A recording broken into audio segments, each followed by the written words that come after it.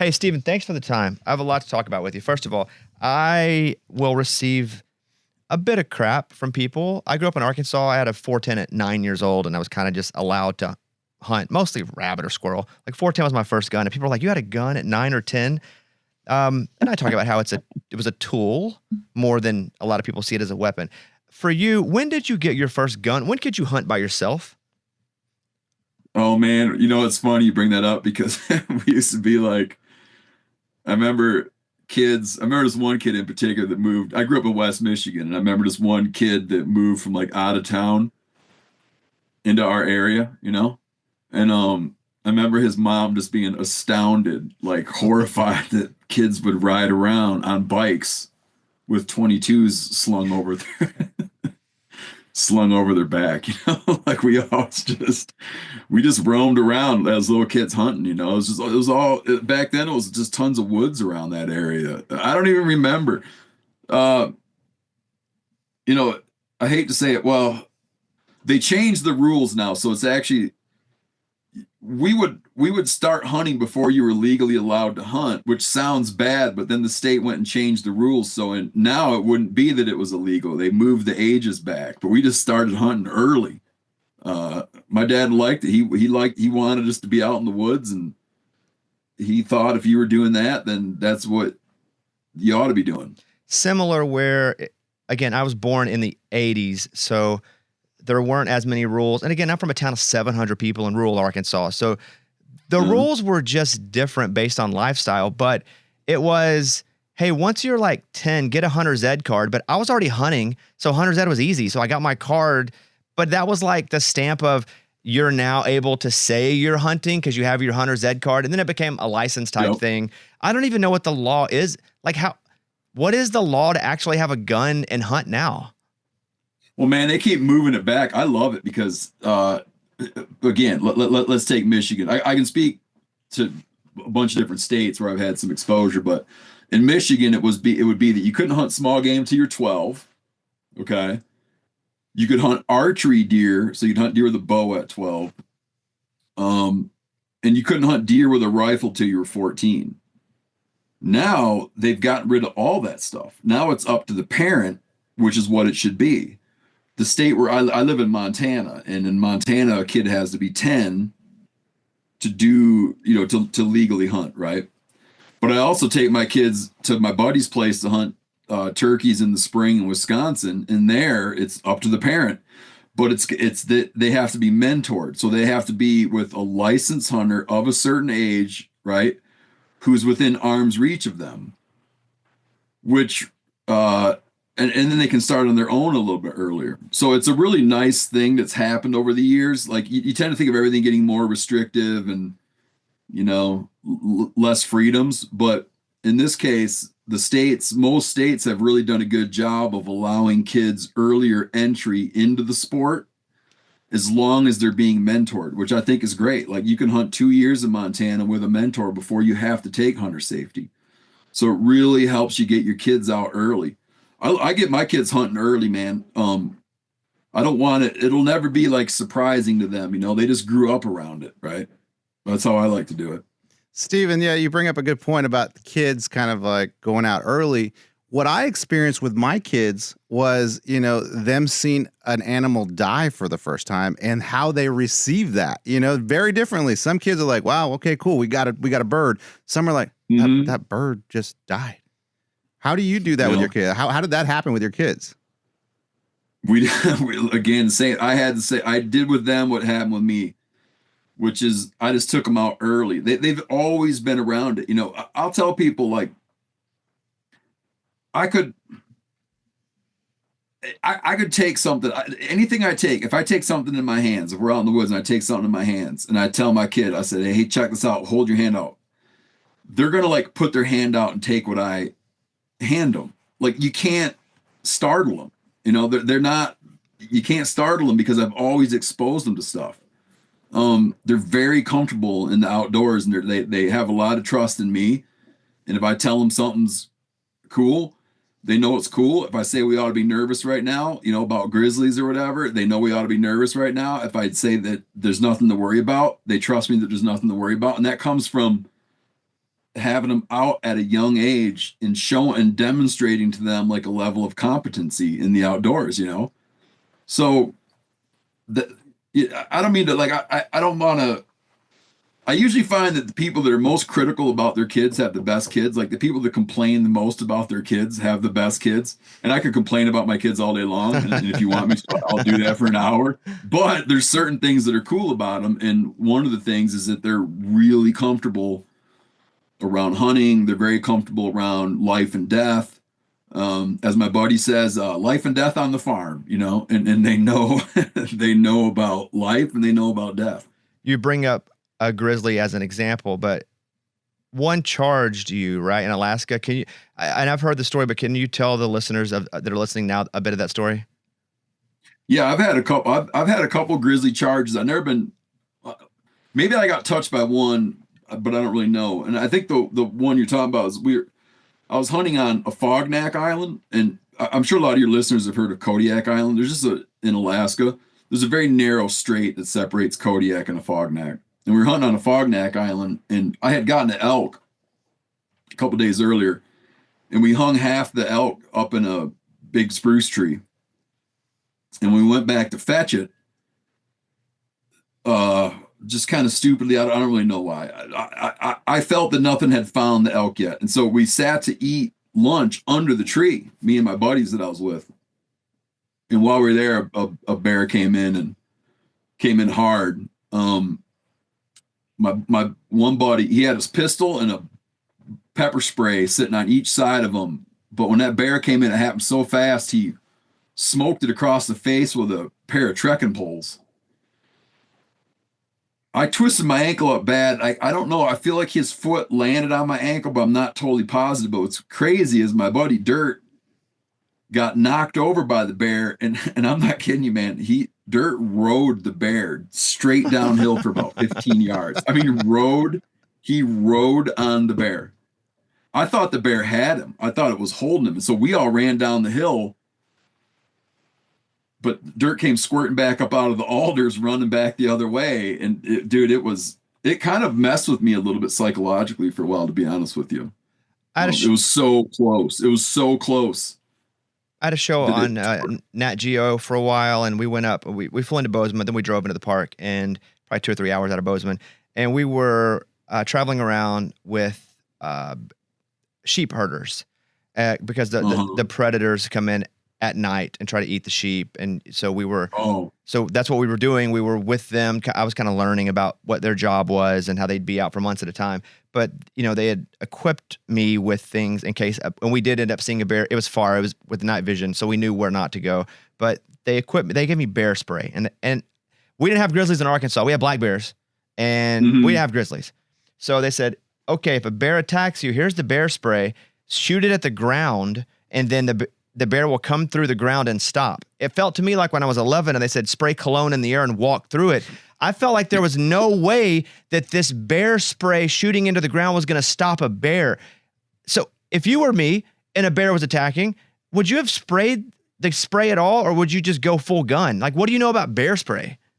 What I think what they're meaning. Well, what I know about bear spray is I've been in 2 instances where people have gotten hosed by spray, me and another person, but I haven't hosed a bear yet. I've shot in front of bears, shot in front of them to try to spook them.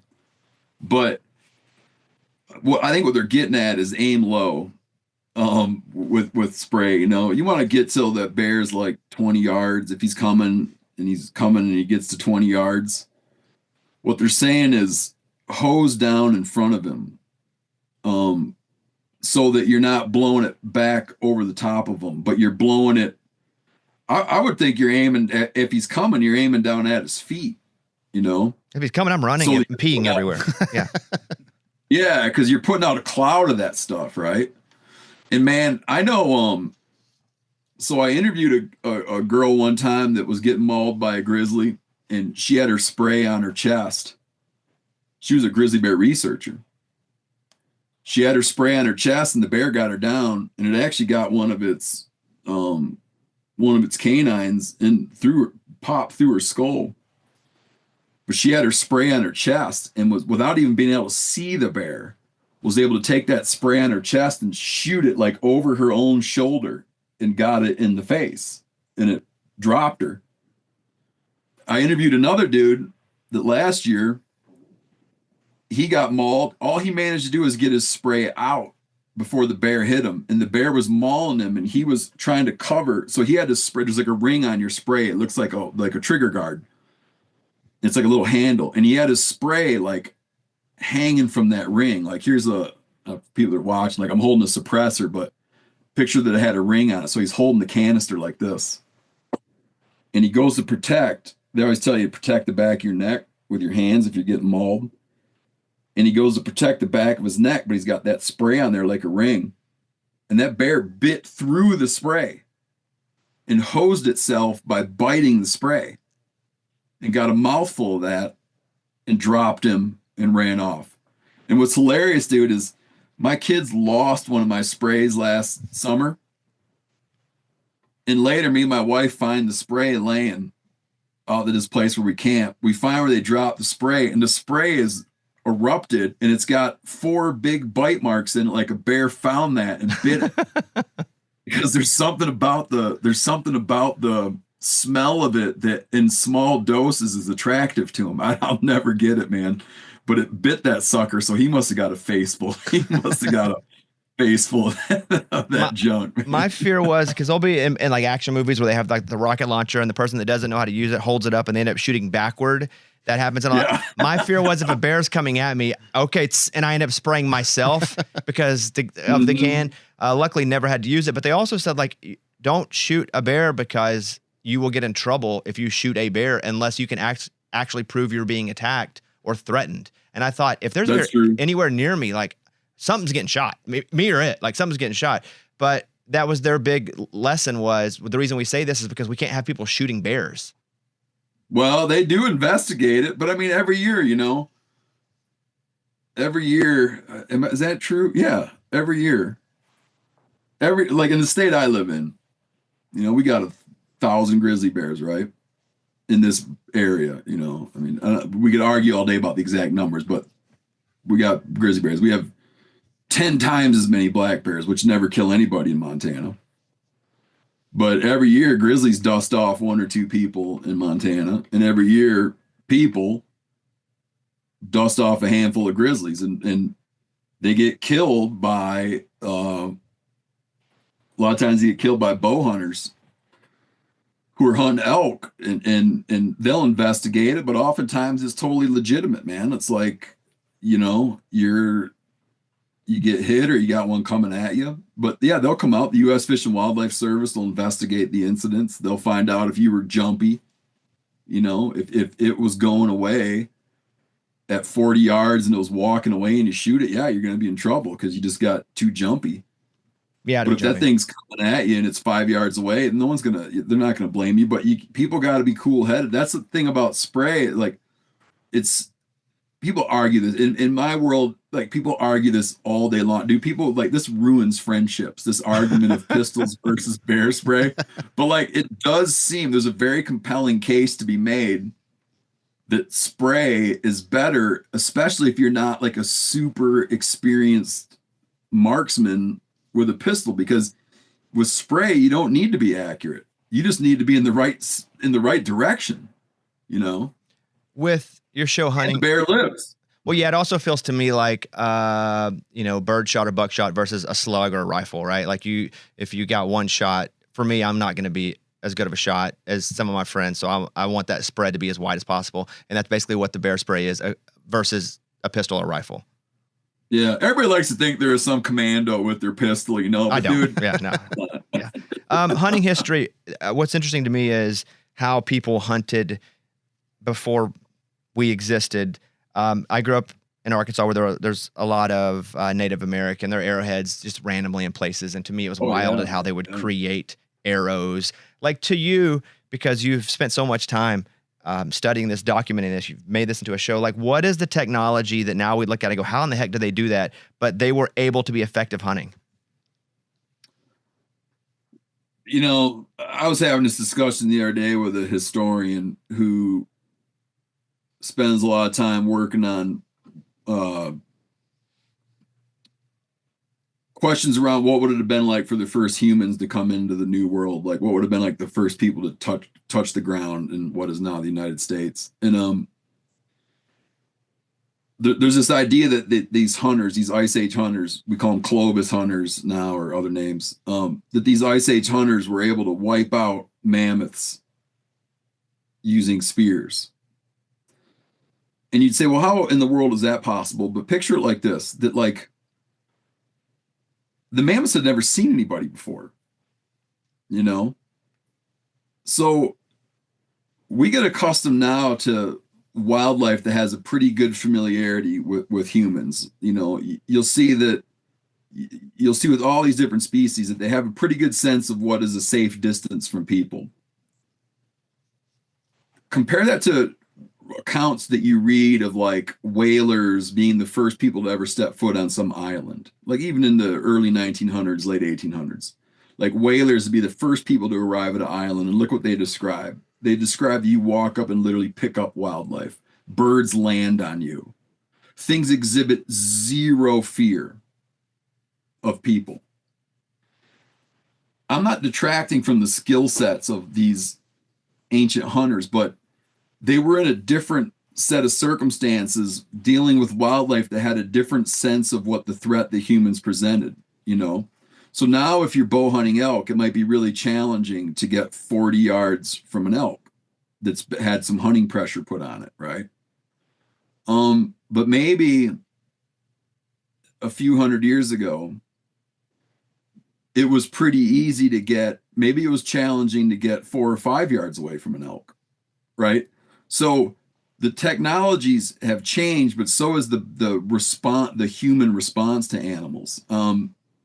It's a real rich field of inquiry, man, and that's just like one element. The other element of it is that if you live in a lot of states now and you're like a big deer hunter, you might only have a 10-day deer season. So you could identify as a deer hunter, and you might read about deer hunting and dream about deer hunting, but when it comes down to it, you deer hunt 10 days, you know, for some people.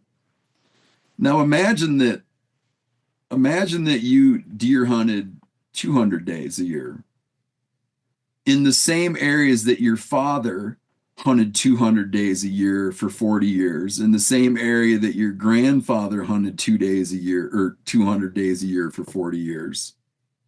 Imagine the body of knowledge that you would have accumulated. So like our ideas about hunting and tactical understandings of it are probably just like nothing compared to people that lived a hunter-gatherer lifestyle. And I've been fortunate to travel in South America with, indigenous hunter-gatherers, and I'm telling you, you can't keep up with them mentally. You can't keep up with them.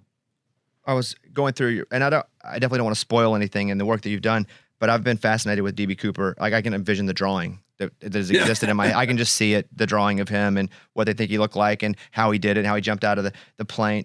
Do you think he survived?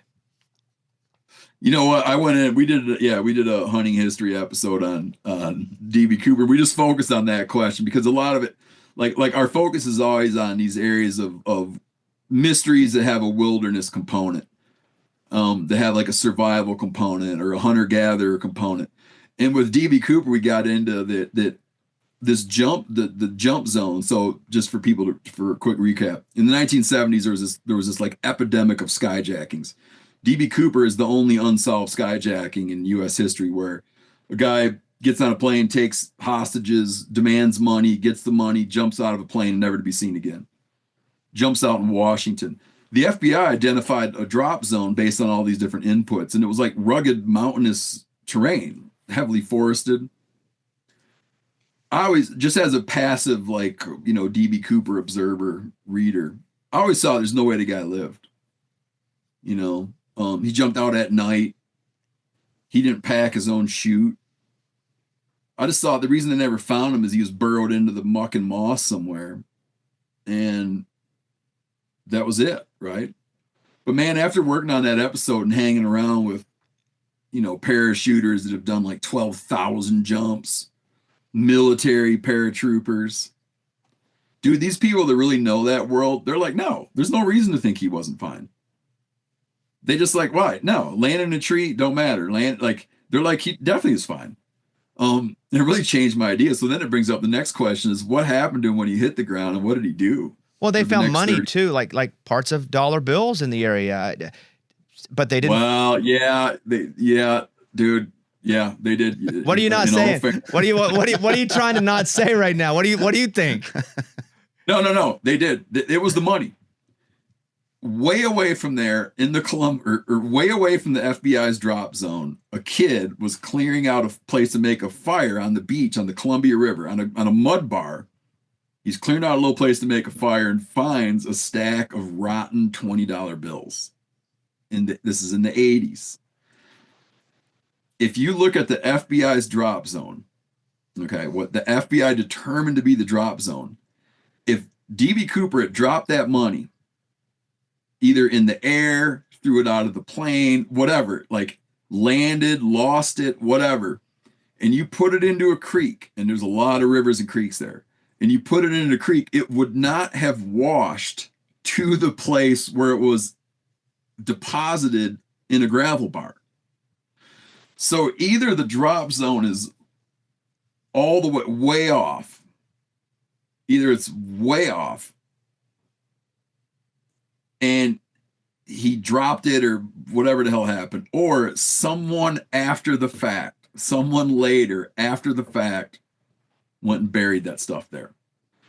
A guy I interview and hang out with in there who is he's like a citizen sleuth type that has really dedicated himself to the DB Cooper mystery. He thinks that the FBI's drop zone was off and they were way off, and that DB Cooper buried that stuff in the gravel bar. What's funny now, when I went to the spot, when you go to the spot, you're sitting 9 feet below where they found the money. So if you say, like, where'd you find the money? It was 9 feet over your head, because that gravel bar is gone now. The Columbia River ate it. So, dude, it's like, it is such a rabbit hole, man. You can't, like, dude, if you get into the whole DB Cooper thing and you start unraveling all the things, it'll kill you. I mean, it'll kill you because it's too much. It's such a it's like the perfect mystery. It's the gift that keeps giving. The show Hunting History with Stephen Rinella. It's 8 episodes. He's teaming up with historians and archaeologists and a really cool cast of outdoor professionals. And it's very much storytelling. And I think that's what, having consumed your content in different ways, I think that's what's a bit different about this is it feels to me like this is a new element because there is so much storytelling involved. Yeah, it is, man. And when we were looking at all these stories, like we did a great one on the Donner Party too. That's crazy. Look at all these stories. The Donner Party is crazy. Will you just give a brief description of that so people know what you're talking about? Oh, yeah. I was telling this story to my kids last night over dinner. So in 1846, people are familiar with the Oregon Trail, right? Well, in 1846, this big group of families, they all leave Missouri and they're traveling together over the Oregon Trail. And this group of them, these are kind of loose groupings of families, but this group of them, under the leadership of this patriarch, this Donner fellow, they decided to take a thing called Hastings Cutoff, which is supposed to be a shortcut to California. In fact, it's like a long cut. It's worse conditions, and now we understand with, now that you can look at a map, it's actually longer. So it's like a longer, worse route billed as a shortcut. So that when they get they have to cross the Sierra Nevada. Picture this is the mountain range that separates like Nevada from California. Great skiing destination now. They have to cross the Sierra Nevada, and there's early blizzard, there's early snowstorm, and it catches them way up in the mountains. It's early enough in the year they think that maybe it'll melt off and they'll be able to continue on their way. But it just gets worse and worse to the point where eventually they can't even backtrack. They can't go back the way they came. And they get stuck there. What they're really famous for is they're famous for cannibalism. So if you make a joke about the Donner Party today, like Donner family dinner, right? It winds up being it's a cannibalism joke. And they did resort to cannibalism. However, there's like this thing, and I knew all that outline, right? But here's what I never thought about. And I have 3 kids.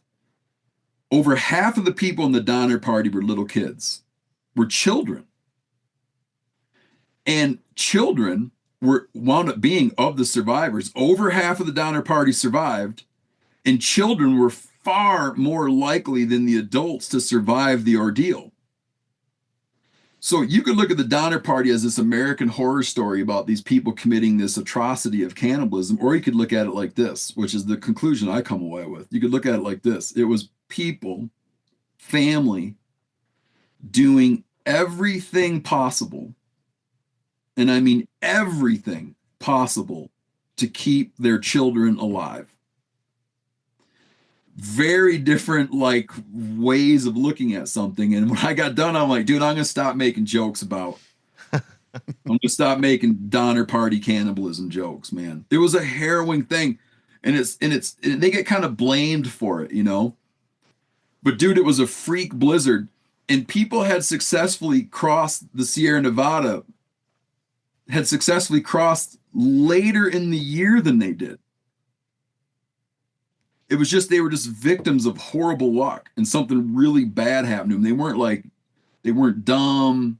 They weren't desperate. I mean, they got desperate, but they were, you know, it's like this heroic tale that has been just kind of abused over the years, I think. I'd like to encourage everybody to check it out. Hunting History with Stephen Rinella, and follow Stephen at Stephen Rinella on Instagram. Really appreciate the half hour you spent with us, Stephen. Great stories.